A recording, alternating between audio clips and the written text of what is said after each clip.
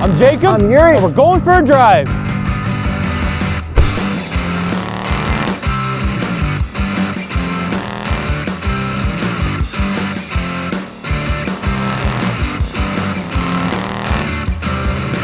'21 Ford Mustang Mach 1. With launch control.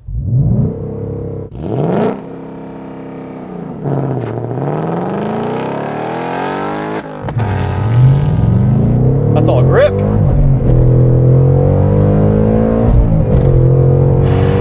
That's quick.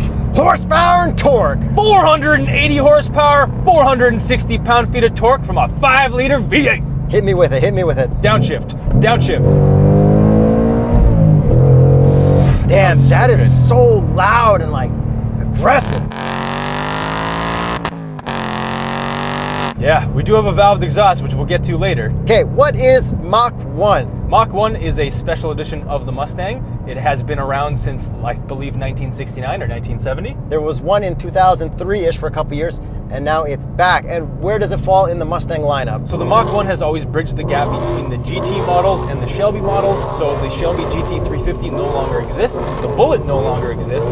So this kind of takes the place of that, below the Shelby GT500, above the GT. And it seems like this kind of has some parts from both ends. What does this have from Shelby's? So from the Shelby GT350, we actually have the same intake manifold. We have an oil filter adapter and an engine cooler, and then we also increased the engine cooling capacity by about 50%. How about our transmission? That's also borrowed from a GT350, and this Tremec 6-speed is worth every penny. Like, it's such a good transmission. I've never really cared about Mustangs. Like, the Bullet was cool, but it's kind of like a pain. The second I used this transmission, I was like, oh my God, I love Mustangs. So like, Ford, why were you hiding the 350 and the 350 VDR from us for like so long? Like, We've been wanting to drive the 350. if I knew it had this transmission, I would have been so stoked on it. Camaro did the same thing by hiding the Camaros from us. Like, Yeah, and the GT350 also had that flat plane crank 5.2. and now we're German fanboys.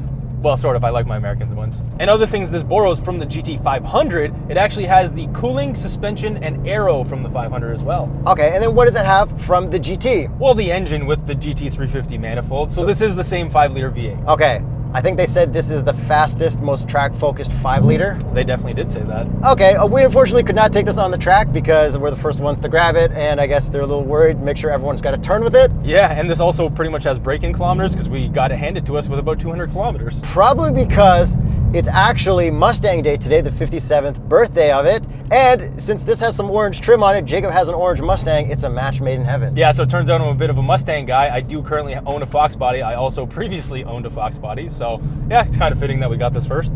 Happy birthday, Mustang.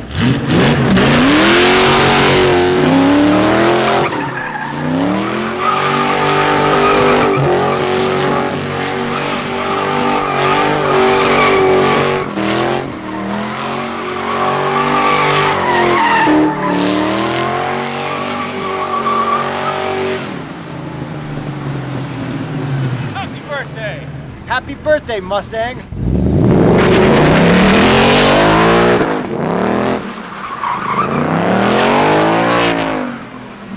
Happy line lock, Mustang.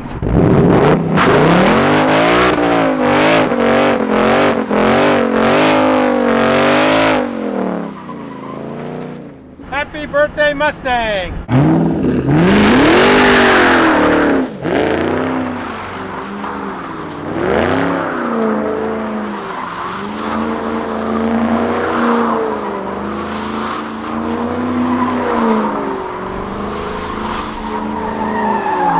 And since it's the Mustang's birthday today, I think the Mustang would really appreciate if everybody subscribed today. And I mean, I also have a Mustang, and it's kind of my birthday. It's my Mustang's birthday. It's everybody's birthday today. Every Mustang owner should subscribe in honor of Mustang's birthday. And maybe even Camaro owners, and maybe even Challenger owners. Every owner of everything. You got a Nissan Rogue? Subscribe. So let's get into some of the performance aspects of this. Even though we can't drive on the track, I could still test it through Cliche Corner. This has Magna Ride damping, and it is fantastic. Not too stiff. It's just right in every mode. This is very, very comfy. Yeah, and we have a bunch of modes, so it does change between the modes, but I find that there's not much of a difference. It's just really comfortable in all the modes. Yeah, and if you want to get a deeper dive into the modes, I think we did a lot of that in our Bullet video. Yeah, and these are the exact same modes, and you mentioned the Bullet. This is actually basically the same engine from the Bullet. But a nicer transmission. Yes. And more aero, and more race car stuff to keep it cool. Yeah. It's pretty much the perfect 5-liter Mustang. And the steering is also very good. It's very direct, and it's actually quite heavy, but you can vary it with the steering button. And again, all these toggles, you can only press them up, which is a little bit weird. Yo, this steering though goes with the road. You need to have your hands on the wheel at all time. You go over like a little train track, you're gonna be Yeah, and speaking of train tracks, this suspension is so much better than the Camaro ZL1 1LE that we drove going over train tracks. That was like deadly, like just back-breaking. This is totally fine. But the ZL1 1LE is technically a step above this. This would be equivalent to an SS 1LE. That's right, yeah. Even though we haven't driven one to our knowledge. We might have at the Ron Fellows driving school, I don't remember. Yeah, engine-wise, performance-wise, track-wise, that's where it's at. And we've got a limited slip differential, and I'm definitely going to use that, sending it into Cliche Corner with this magnificent transmission. So downshift with rev matching on because it works so well. And man, it just grips like holy crap. That's what sets this Mustang apart from every other Mustang that we've driven, is that it just grips. Like, it doesn't want to slide as much. You can get it to slide if you turn off traction, but it just grips with these fat 315s out back. There is a huge lack of fear like there is with the other Mustangs that we usually have. I always felt like the other ones fall into like the cliche of a Mustang kind of skidding out, and this just a little more plain. Yeah, especially with like the launch control, it hooks up every single time. But once everyone takes their turns through this car, it would be nice to take it on the track. So Ford, when everyone's done with it, hit us up. Yeah. Because it is a track edition. Yeah, and we got to compare this to another car, which is called the track edition, on the racetrack. And we can slide it, so. All right, so that's enough of me driving this thing. Let's get you into the driver's seat. Manual launch control, Yuri, 4,000.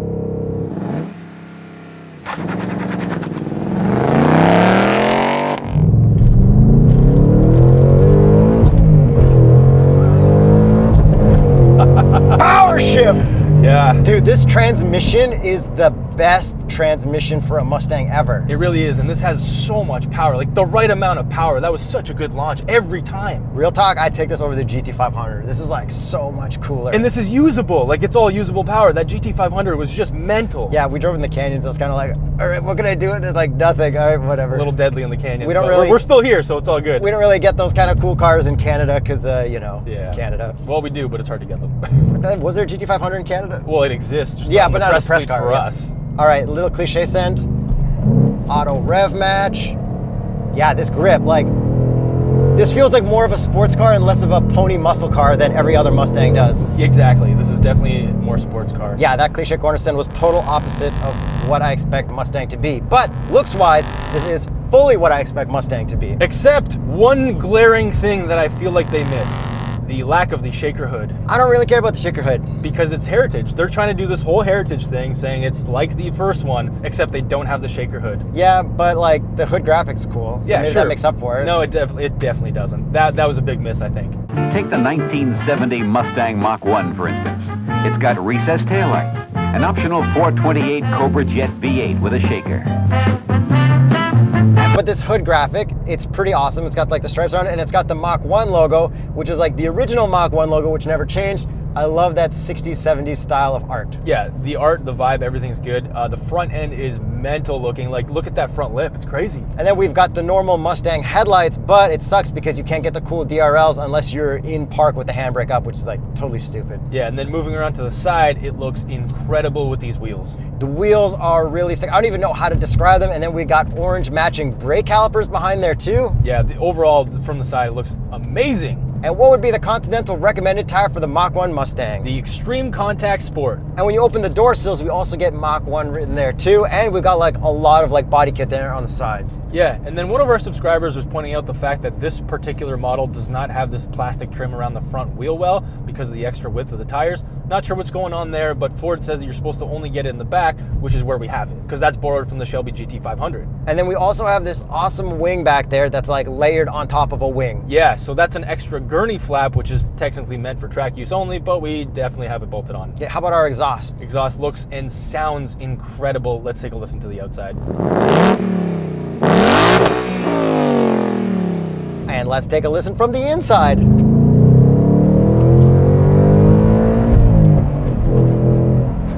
That sounds so good. I generally don't like the sound of Mustangs. I think they're too loud. Like the GT500 was too loud. The Bullet felt a little too loud.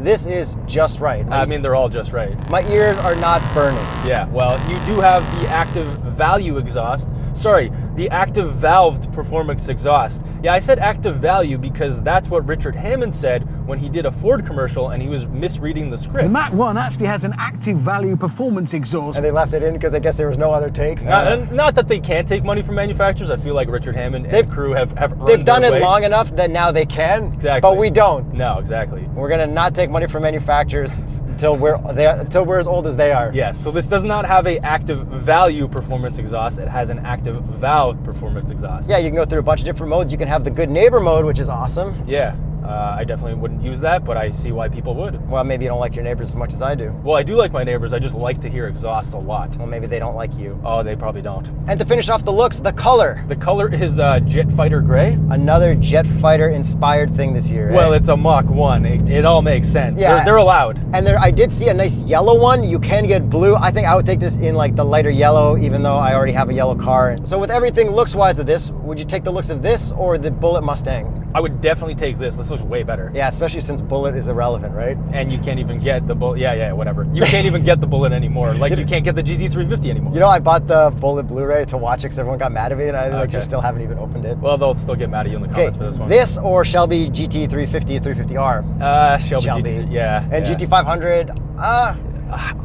I don't know. this is almost more Mustang, and that's more like... It's more extra. Yeah. It's like a little too crazy. Yeah, I don't know. But it's good.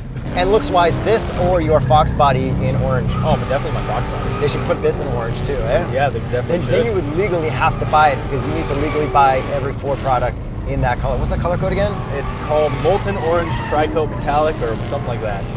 I honestly don't even ever remember. And then I want to turn rev matching off and do one heel toe downshift.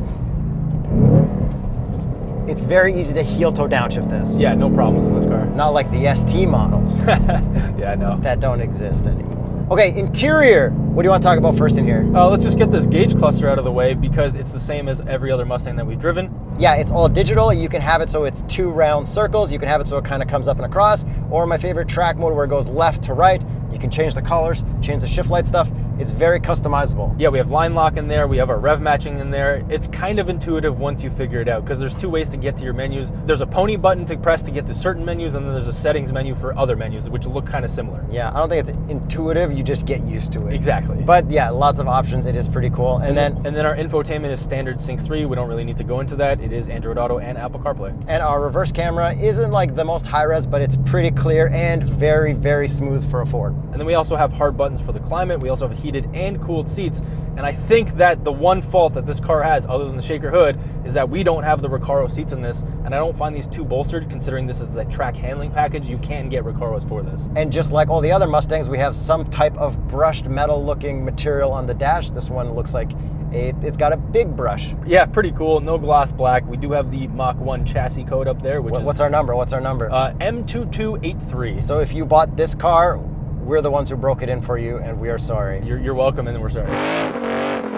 And then we're also sorry for the stuff we're going to do on track with it later. Yes. And then the door panels and everything, it's just black. It's pretty plain. How about the back seat room? Not very good. It's the standard Mustang backseat room. And then as for shifting position, there is nothing obscuring my arm from shifting back. You can shift whatever way you would like. Whatever way I'd like, because I like to put my hand more sideways than on top. And like, I never feel like I'm hitting the wrong gear or anything. Like, this is a better shifter than the M3, M4, no question. Yeah, and the M2 as well, because that's what the Shelby GT350 would have been going up against, and considering that doesn't exist, this kind of fills that void. It's so weird that the Shelby GT350 goes against an M2. Yeah, well, it kind of makes sense. It kind of makes sense. It's just like, I need to like see that in real life. You It's know a what I totally mean? different approach to the same thing. Okay, so one little boot through cliche corner again, and then let's get to the price.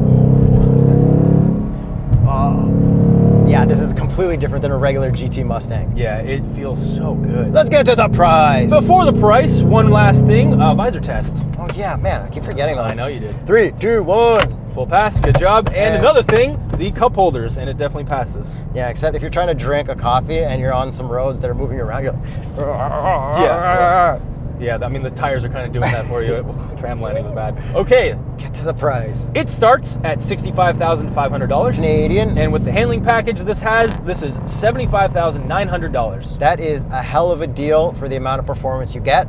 Yeah, like almost deal of the century. I feel like we say that a lot, but it kind of is. Yeah, other than my Fiesta ST. That too. And my Raptor. And this would be comparable to a Lexus RCF Track Edition. Oh, how convenient that we have one of those and we're comparing it to this. Yeah, watch that review to see what we think. How about this to a comparable Camaro, even though we don't know if we've driven one yet? So the ZL1 1LE, which is the closest one that we've actually driven, that was just, it was a totally different animal. I felt like that one was just too stiff, but an SS would be very comparable. I hopefully think it would have slightly softer suspension, but probably not considering it's a ZL1 package. And the one we drove was automatic and this is manual, and that completely changes the way everything is treated. It really does, and you can get the SS and the ZL1 in manual as well. And you can get this in automatic, but it's a 10-speed. And we haven't driven that yet. No, never. So, I mean, I actually think I prefer this. It's very comparable, but they're all very different from each other at the same time. And I'm totally undecided until I do some comparisons with Camaros because I just like can't picture it in my head. How about this compared to the Germans, like a C63 or maybe an M4? I mean, yeah, I like an M4. I guess this just has a totally different vibe to it. Like, I would take an M4 in lime green in manual over this. Really? But I think this might be a little like more fun. It's hard. It's like I really can't decide, but I think I'd pick all of those over a C63 because that doesn't offer a manual. And the thing is, this is so much cheaper than all of those, including the Lexus RCF Track Edition. So, I mean, your performance value dollar goes very far in a Mustang, always. I legitimately have no idea what I would pick, but we want to know what you would pick. Leave a comment below which one's your favorite coupe. And don't forget to watch our RCF Track Edition comparison with this vehicle because, yeah, they're both track cars.